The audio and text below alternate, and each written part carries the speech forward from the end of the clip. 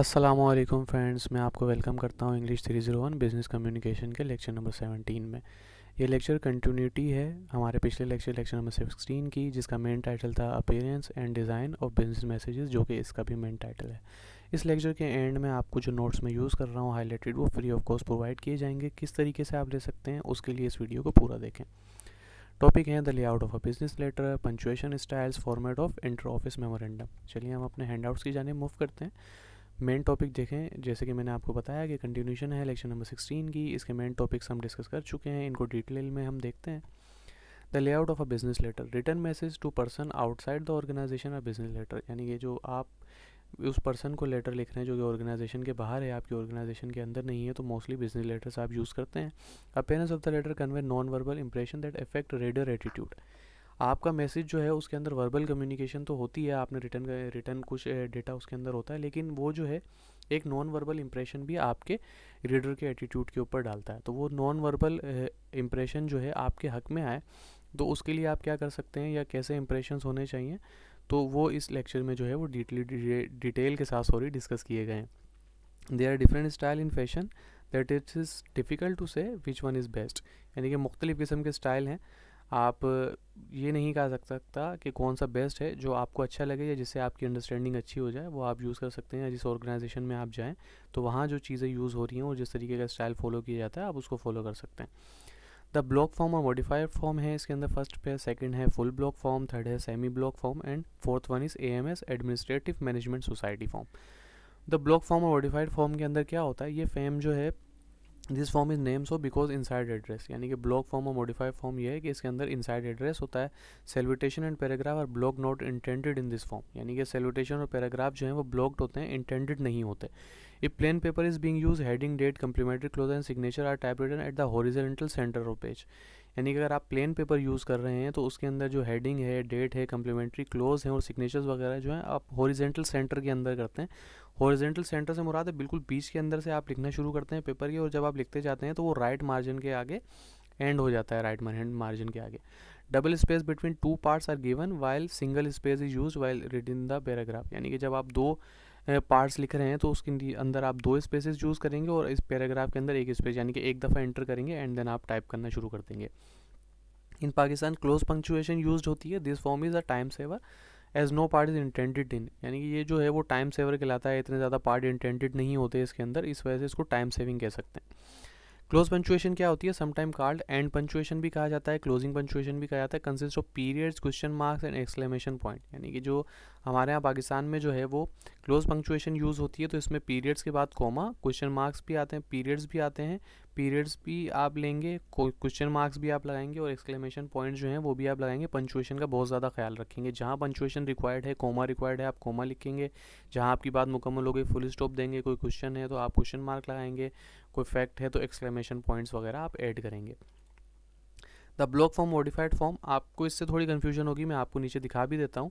Block form modified form के बारे में डिटेल में हमने पढ़ा। देखें, आप हॉरिजेंटल एंड से स्टार्ट करेंगे, ये पेपर है, तो आप जब हॉरिजेंटल यानी कि सेंटर से स्टार्ट करेंगे तो ये राइट की जानिब एंड हो जाएगा, जो हमने बात देखी। तो क्या क्या आएगा, heading of letter, head, date, ये सारी चीज़ें आएंगी।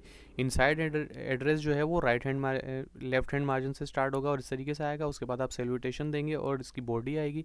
कॉम्प्लीमेंट्री क्लोज योर सिंसलेंसली, फिर इसके अंदर आएगा राइट हैंड, यानी कि आप सेंटर से स्टार्ट करेंगे हॉरिजॉन्टल मार्जिन के ऊपर और आप इसको लेके जाएंगे और यहाँ पे सिग्नेचर एरिया आएगा, रेफरेंस इनिशियल्स वगैरह। और अगर रेफरेंस, जैसे कि हमने पिछले लेक्चर में बात की कि किसी और ने कंपोज किया और टाइप किसी और ने किया, तो वो यहाँ पे रेफरेंस वगैरह आएंगे। और दूसरी चीज़ें जो इसके साथ रेफरेंस मटेरियल आपने अगर कुछ अटैच किया है तो वो यहाँ पर आ जाएगा। तो ये ब्लॉक्ड फॉर्म थी। उसके बाद जो है फुल ब्लॉक फॉर्म है। This form is consider to be the most modern, यानी कि फुल ब्लॉक फॉर्म जो है वो मोस्ट मॉडर्न फॉर्म कहलाती है। इसके अंदर सारे असेंशियल पार्ट जो हैं वो लेफ्ट हैंड मार्जिन से स्टार्ट होते हैं और इसमें ओपन पंचुएशन यूज़ होती है। उसमें क्लोज पंचुएशन थी और राइट हैंड मार्जिन के सेंटर से स्टार्ट होकर राइट हैंड मार्जिन की तरफ जा रहे थे, इसमें लेफ्ट हैंड मार्जिन से स्टार्ट होंगे। पंचुएशन मार्क जो है वो ओपन होते हैं इसके अंदर। You simply leave the non essential punctuation mark out, यानी कि एक्सक्लेमेशन मार्क, क्वेश्चन मार्क, ये आप पंचुएशन को, नॉन एसेंशियल पंचुएशन को आप लीव भी कर सकते हैं और अगर आप लगाते हैं तो अच्छा है। This form same time more than any other form, यानी कि फुल ब्लॉक फॉर्म से भी ज़्यादा ये जो है वो ब्लॉक फॉर्म से भी ज़्यादा ये टाइम बचाती है। तो इसको भी हम देख लेते हैं। यहाँ पे इसकी वो दिखी है, जैसे यहाँ पे जो है हॉरिजेंटल किसको कहते हैं, ये इस तरीके से अगर आप देखें तो हॉरिजेंटल कहलाता है, इस तरीके से देखें तो वर्टिकल कहलाता है। तो हॉरिजेंटल सेंटर मार्जिन के राइट की तरफ हमने बात की थी, अब यहाँ पे लेफ़्ट की तरफ बात हो रही है कि लेफ़्ट से स्टार्ट होंगी सारी चीज़ें और लेफ़्ट पे ही हो जाएंगी, और वहाँ पे जो है वो राइट पे कुछ चीज़ें रहेंगी और कुछ चीज़ें लेफ़्ट पे रहेंगी। तो ये डिफरेंस है मॉडिफाइड ब्लॉक फॉर्म के अंदर और फुल ब्लॉक के अंदर। ये कि फुल ब्लॉक के अंदर लेफ्ट से स्टार्ट होता है, यहाँ सेंटर से स्टार्ट होकर राइट मार्जिन की तरफ जाते हैं। इनिशियल एड्रेस यहाँ पे लेफ्ट में होता है, सैल्यूटेशन लेफ्ट में होता है, और कॉम्प्लीमेंट्री क्लोज, सिग्नेचर एरिया और पोजीशन जो है वो हॉरिजेंटल से राइट मार्जिन की तरफ होती है, और यहाँ सब कुछ लेफ्ट में होता है। यहाँ पे क्लोज पंचुएशन यूज़ होती है, यहाँ पे ओपन पंचुएशन यूज़ होती है। तो ये सिंपल सी चीज़ें आप याद कर लेंगे तो आप इजीली लिख सकते हैं। The semi black form, this form is too much use in Pakistan, यानी कि पाकिस्तान में ये फॉर्म ज़्यादा यूज़ होती है। Heading, date, complimentary close and signature section begin at the horizontal of the page are place to their right hand margin, यानी कि same जो ब्लॉक फॉर्म के अंदर था वही सेमी ब्लॉक फॉर्म के अंदर है। First line of each paragraph invited to 5 to 7 spaces.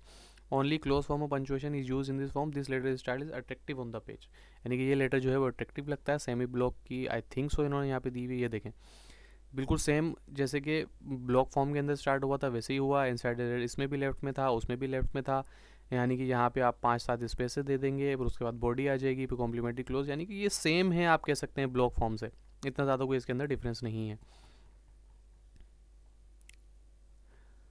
उसके बाद है administrative management society, it has been in since 1950, AMS is a simple style, यानी कि एडमिनिस्ट्रेटिव मैनेजमेंट सोसाइटी जो है वो simple style use full block form and open punctuation, यानी कि ये फुल ब्लॉक फॉर्म यूज़ करता है और ओपन पंचुएशन यूज़ होती है, नो सैचुएशन। अब आप आगे जो है वो डिटेल, यानी कि फुल ब्लॉक फॉर्म यूज़ करता है और ओपन पंक्चुएशन होती है, यानी कि सिंपल इसके अंदर ये चीज़ यूज़ होती है। एएमएस जो है एडमिनिस्ट्रेटिव मैनेजमेंट सोसाइटी जो है वो 1950 से जो बहुत कॉमन यूज़ करती हुई आ रही है वो फुल ब्लॉक फॉर्म को यूज़ आ रही है। ये इसलिए दिया गया है कि अगर आप फुल ब्लॉक फॉर्म को यूज़ करें तो ये मोस्ट मॉडर्न है, इजीली है, तो आप इसको यूज़ कर सकते हैं। उसके बाद मेमोरेंडम यहाँ पे नीचे दिया हुआ है, form and inter office memorandum होता क्या है। तो the simple design of this inter office memorandum memo take place makes it appropriate for general office news, HR facilities notice and term related business messages.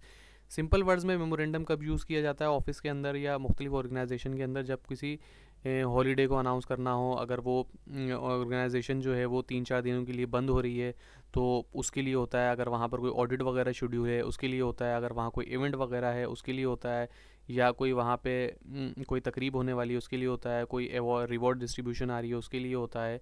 तो मुख्तलिफ़ किस्म की जो internal activities होती हैं उसके लिए मेमो इशू होता है। किसी का प्रमोशन वगैरह होता है उसके लिए होता है। कोई ऑर्गेनाइजेशन चेंज है, यानी कि एक ऑफिसर को उठा के दूसरे ऑफिसर में ट्रांसफ़र किया जा रहा है उसके लिए होता है। इवन कि अगर किसी को फायर किया जा रहा है तो उसके लिए भी अक्सर मेमो निकलता है जो कि डिस्ट्रीब्यूट होता है थ्रू ईमेल, थ्रू मैसेजेस, जो इफेक्टिव वे है वहाँ पे उस तरीके से यूज़ किया जाता है। ऑर्गेनाइजेशन टू ऑर्गेनाइजेशन ये प्रैक्टिस वेरी करती है।